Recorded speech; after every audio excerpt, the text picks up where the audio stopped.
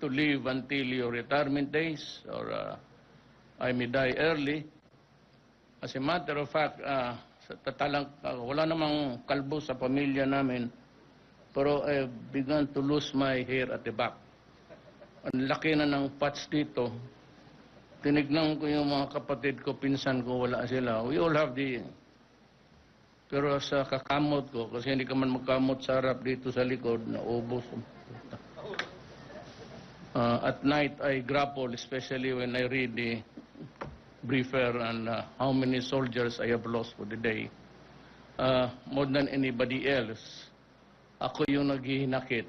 I really wallow in sorrow because ako ang nag-utos na pumunta dyan at makipag-away kayo. That is the moral burden that I carry all day and all night. Sa totoo lang. Kaya, sasabihin ko sa inyo, na may problema rin tayong isa.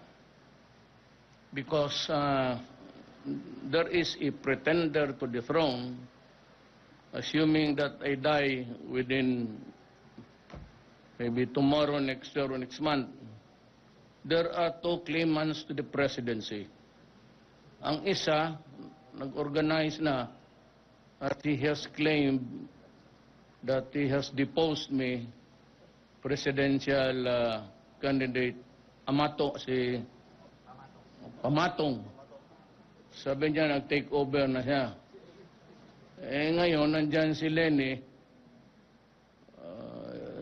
Baka magkamali kayo ng kampo, ha? Dito tayo sa konstitusyon, there is a successor there. Kaya you said you worried about my life a few days ago. Kumatos na raw ako. Wrong spelling lang po yun ng media. It's really kama. If I am not around and you do not see me, sigurado na sa kama ako. Kung ano ang ginagawa ninyo, o ako pala, o tayo, wala silang pakialam. Ganito yan eh. I choose to ignore the piece of paper speech kasi gusto ko lang to impress upon you the importance of this war.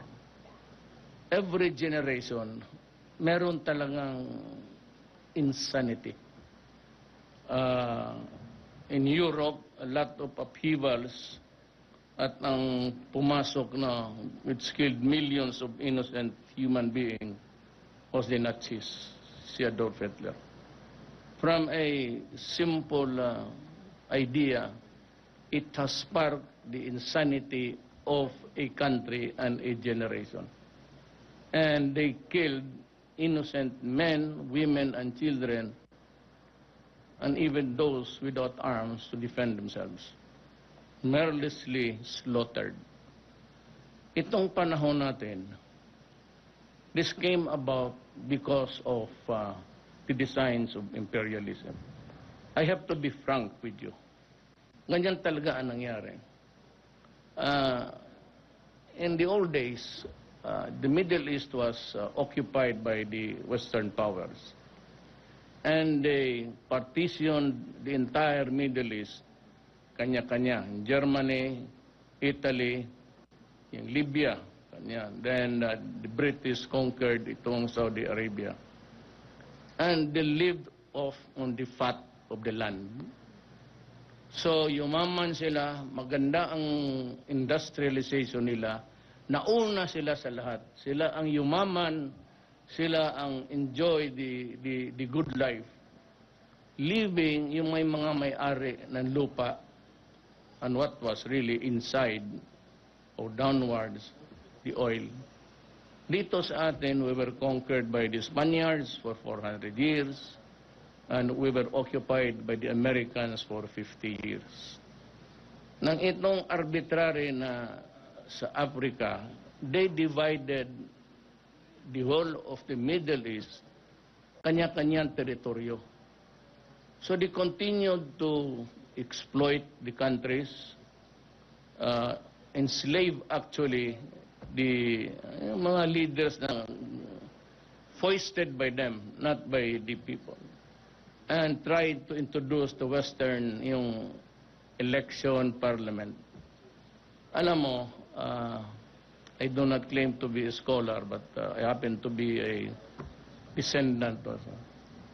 Ito sa Muslim world, hindi talaga pwede yan. It's the Quran.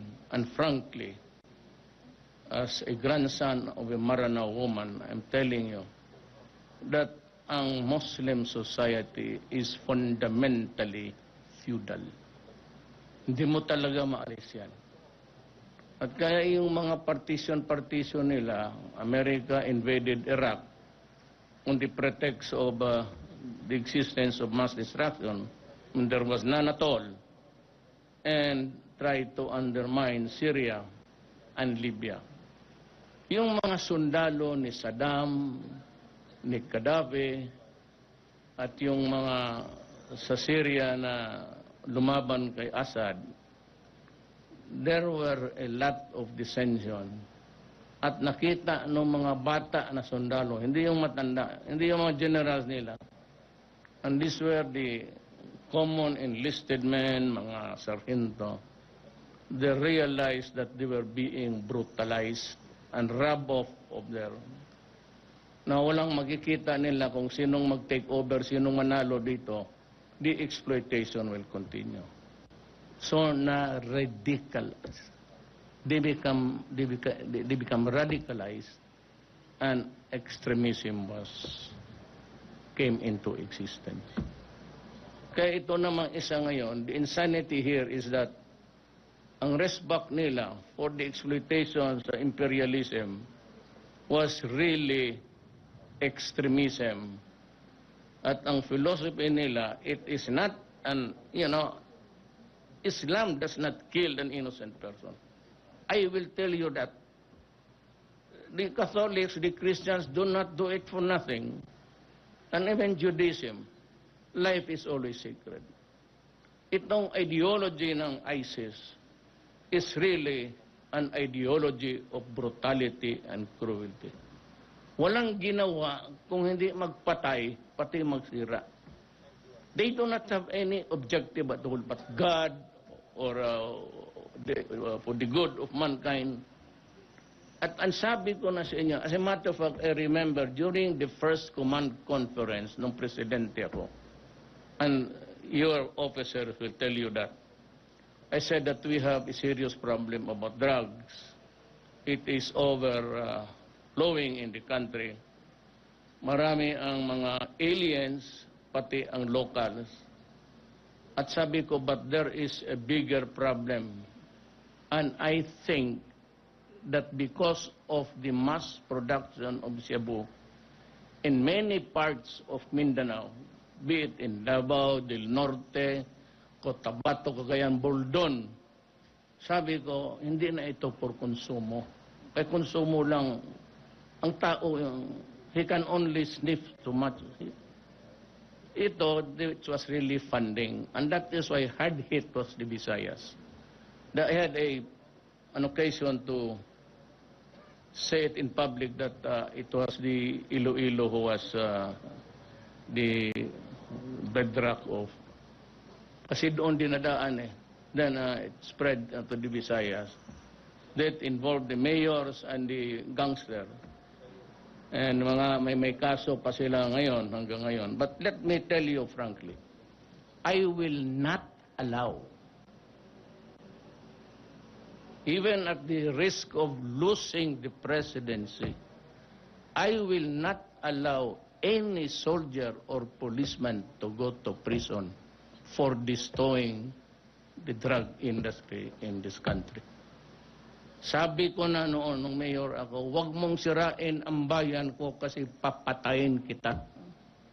When I became president, I said, huwag mong sirain ang Pilipinas o ang mga anak namin.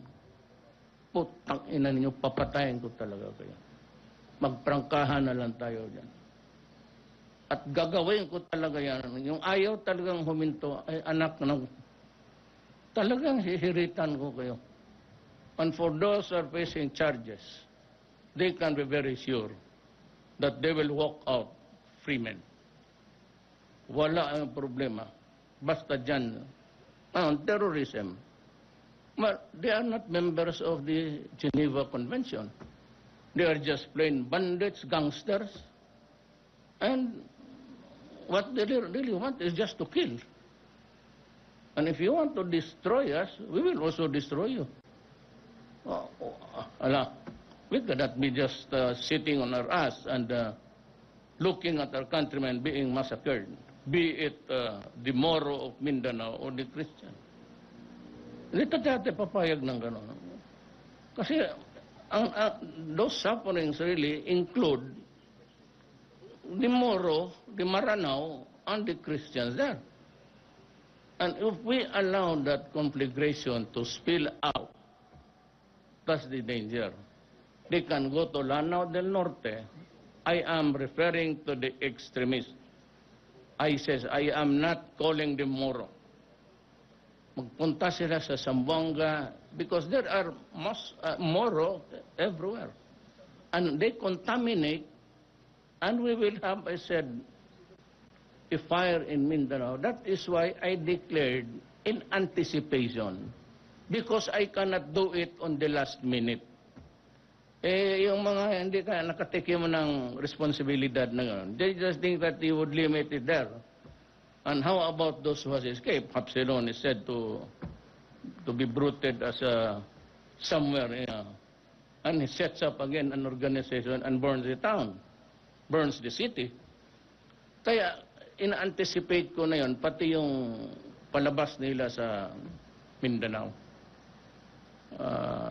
If they begin to congregate somewhere else, and if we, the intelligence people, would say to me na there's a group there brewing, then I will maybe declare a suspension of the writ of habeas corpus, so that kaya ko na lang, without declaring martial law, pick up na lang ako ng pick up. Kasi ganun talaga. It's a very sad thing. It's almost arbitrary. There is no warrant needed, warrant of arrest or search warrant, or just simply pick you up. And my orders to you that if he carries a gun, he's not a soldier, he's not a policeman, just kill him. That is my order, because they will kill us. Wala silang patawad na Geneva Convention na gaya ng NPA. Mabuti pa itong redeeming factor, itong minsan mga NPA, kaya POW pa ang tawag nila. Ang galing. Ilang beses na ako umakyat kayong taga Mindanao. How many times did I go to the mountains to talk to them? But they make sense sometimes. Sometimes only. Hindi sa lahat ng panahon. Pero ito wala. Kaya yun ang buhay niya. As long as there is no indication of surrender or raising of the hands, yung buhay niyan, kasi they will fight another day. My order is, if you destroy my country, I will destroy you. Be it drugs or terrorism. Otherwise, inotel ako ng pulis. Pag hindi ko kaya, mag-resign na lang ako. Ibigay ko na lang kay Pamatong. Kasi baka kaya niya. Baka, I don't know how he would do it, but baka barilin siya ni Robredo. Walang may gusto na pumatay ng tao. Ako naman, I'm not really, sabihin mo na anghel, pero I would not hesitate to destroy a life that threatens the youth of the land. Gawain mong gago lahat. You flood this country with drugs, and we produce a nation of inutil. Sino pang magsundalo? Sino pang maging gobernador? Puro katok. And then you're just weaken the country. And by the time, at the end of the day, that this country collapses, who gets the blame? Ako, kayo. Na wala tayong ginawa. Inayambali sabihin nila, Duterte killer, lahat naman killer. Sino bang hindi? When you are threatened, that is self-preservation. Ano yan yung constitution na sige sila daldal ng constitution? That's nothing to me actually. Tayo, ikaw, we were sworn into the armed forces, me to the presidency, by simply saying that, in not so many words, that I will preserve and defend the Filipino people. Period. Wala na yung ano pang sabihin, martial law, martial law. That is the long and short of our duty. Wala na yung papel-papel. Any crisis, I do not give me that piece of paper. It doesn't mean anything to me at all. Mas mabuti ang let us be very clear on this. Sabi ko, I will not. You just go ahead and do your whatever is ordered.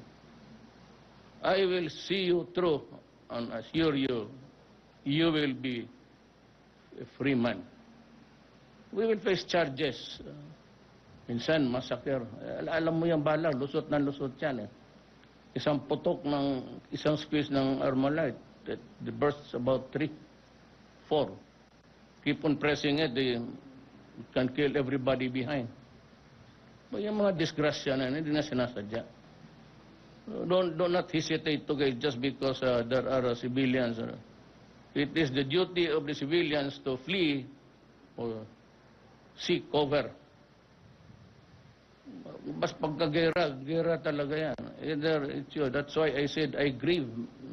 Gusto kong pumunta ng I think I'll go there on Friday. It's about too late in the day to be hesitating to go there.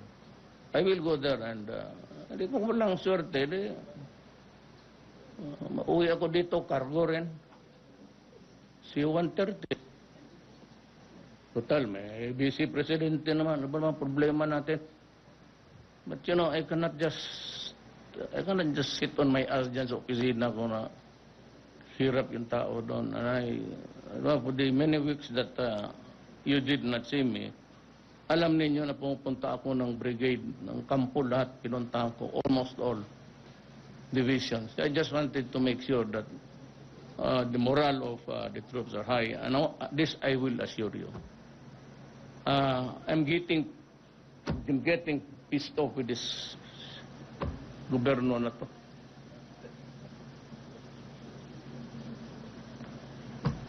Alam mo, presidente ako about 3 months. Kasama ko si General Esperon, pati si John Lorenzana. Pumunta ako ng AFP. Taka ako, walang MRI, merong CT scan na luma. Rather and then, because just beside me, budget secretary. So I said, meron ba tayong pera? I gave 500 million rather that night. Sa lahat ng kampo, binisita ko, generator, CT scan. Binigay ko na kaagad, 30 million sa Cagayan, CT scan. Would you believe it? Hanggang ngayon, hindi pa nabili. Kaya you prepare a backstop there. Linyahin natin yan sila dyan. Firing squad natin. Putang ina. You know, I've been insisting on this barrack thing because it's a high pressure chamber. The one that itong mga divers that they use when they suffer the bends. Ilagay ka dyan, it can arrest gangrene. Yung mga sundalo na hindi na-extricate ng 2-3 araw, gangrene sets in. But with the timely intervention of the new technology equipment, nakukuha pa. Ang problema kung maputol kasi, paa o kamay. It's gangrene that is the kalaban na dyan hindi ko patay. Hanggang ngayon malaki, sabi ko kay Secretary Ubial, I wanted 60 days. I want it 60 days. Pati yung hospital ninyo by December. You will get all the equipment, lahat. Sa Hulo, may bago na. And I would like to mention Ramon Ang. He also donated many of the equipments. I think he's going to give an MRI. Ako ang magbigay ng CT scan. Ang Cagayan ninyo, kompleto na. I left 30 million plus 17. Sabi ko, I want, alam mo kasi itong putong. Pag natalo sa bidding, magdemanda ang walang hiya.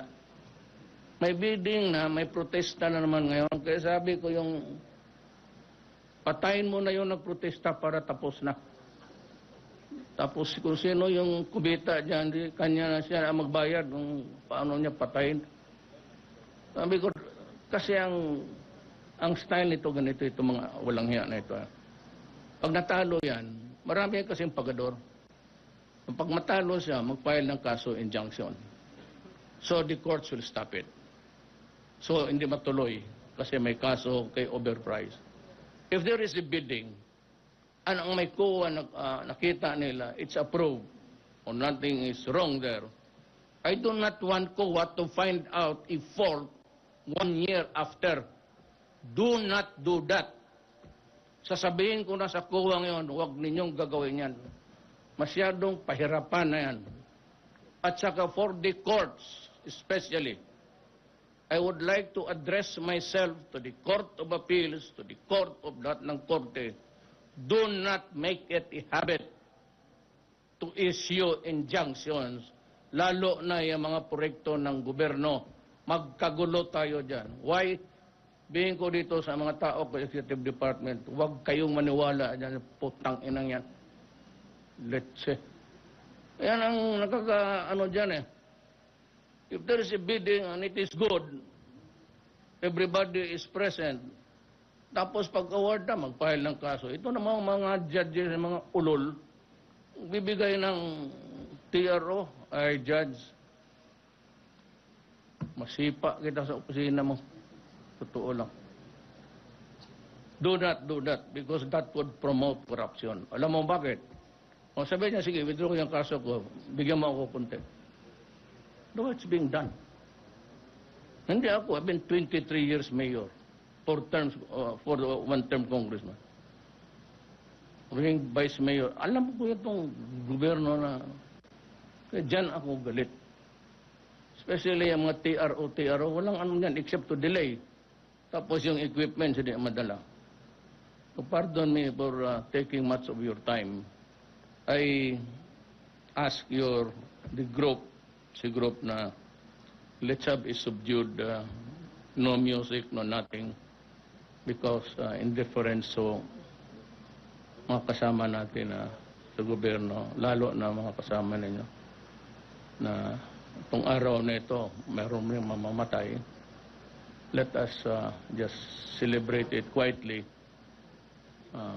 while the war is going on, because it's not good to be merrymaking in face of sadness, lalo na sa mga pamilya na yun.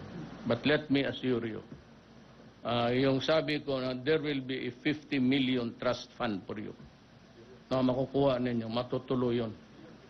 50 billion trust fund. Meron na sana ako nakuha na 20. Pinagyayabang ko na kanila, sabi ko may 20 na ako. Ayaw ko lang sabihin kung anong transaction. Payag na si Dominguez. O sige. Sabi ko, okay na ako dyan. Bayad. Nangyari ito ngayon sa ano. So the fund might be compromised. But anyway, do not worry. I still have, in the fullness of God's time, kung buhayin niya ako, pero kung mahulog yung aeroplano ko, wala. Balik tayo sa square one. But you will have in my time, yung pangako ko sa inyo. Tsaka lahat kailangan ninyo. Lahat ng equipment, lahat ng medisina, lahat. Pati pwede kayong magdala ng asawa pag ibang asawa pag sa ibang pwede kayong magbaon. Ibang asawa okay lang. O walang kaso. All forgiven. Huwag mo lang paanakan. Mahirap yan. I'm just joking. Titignan mo media, atakihin na naman ako niyan. Bakit? Masama ba magdalawa ng asawa? Bakit sabihin mo hindi? Magdalawang asawa, magdalawa. Ito, mabuang isas. Ako pa. Anyway, let me let's share your grief this afternoon. I'm very sorry that this has to happen. I do not like it, but I had to because that is my constitutional duty. I would be violating the law if I allow this country to go to the dog. I know that you are suffering also. And I said, more than anybody else, ako yung, kaya na sometimes I get off just a few days to, huwag kayong maniwala na kumatos ako. Si Tatad man siguro ang nagsabi. Yung si Tatad ang dapat kailangan magbarek. Kasi hanggang ngayon yung tuli niya, in fact hindi pa gumaling hanggang ngayon. Ang tao naggago. And congratulations sa anniversary ninyo. And I assure you of my loyalty to you and the best of the service that I can give you. Maraming salamat.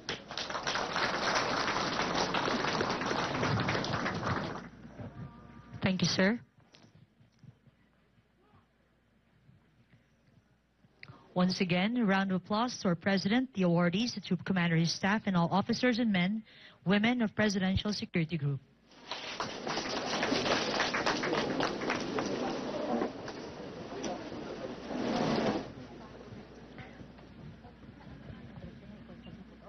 We now proceed with photo opportunity with the President. For the first batch, please prepare